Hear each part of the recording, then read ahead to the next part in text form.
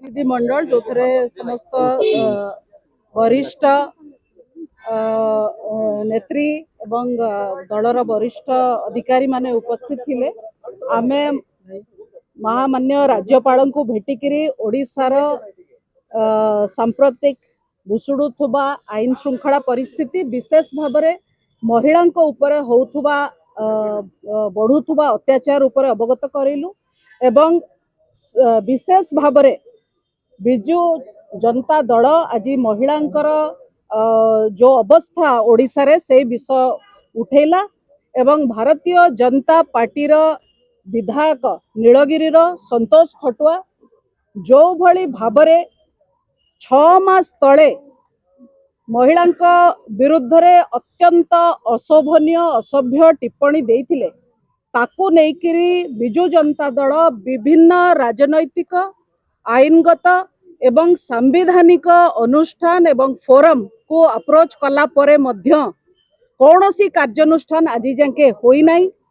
आमे DGP पाखक जाइथिलु, state महिला commission पाखक जाइथिलु, केंद्र महिला कमिशन पाखक जाइथिलु, राज्यपाल पाखक भी आगुरु आसीचु एवं एमिति की आमे महामान्य राष्ट्रपति पाखक मध्य जाइकिरी आमर दलर प्रतिनिधि माने कथा अवगत करिथिले किंतु कौनसी कार्यानुष्ठान तांको उपरे आज जाके हेला नाही। तांकर साहस एते बढ़ी गला जे से परवर्ती काल रे समाजर अन्य वंचित वर्गर महिला मानक उपरे भी लोकंक उपरे भी अशोभनीय टिप्पणी अभद्र टिप्पणी देइचंती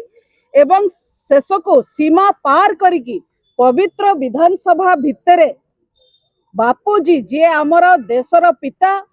महात्मा गांधी उपरे जो अभद्र असभ्य टिप्पणी देले ताकू निंदा करबा सह से कथा को आमे आज राज्यपाल को अवगत करेलु जे एई लोक गोटे अभ्यासगत अपराधी अभ्यासगत शिष्टाचार नथिबा व्यक्ति जे अशोभनीय कथा अभद्र कथा सर्वसाधारण रे कहि पारुची तार विधानसभार पवित्र गृह रे कौनसी स्थान नाही एवं राज्यपाल तांकर जो क्षमता रही ताको एक्सरसाइज करके ए व्यक्ति को तुरंत विधानसभा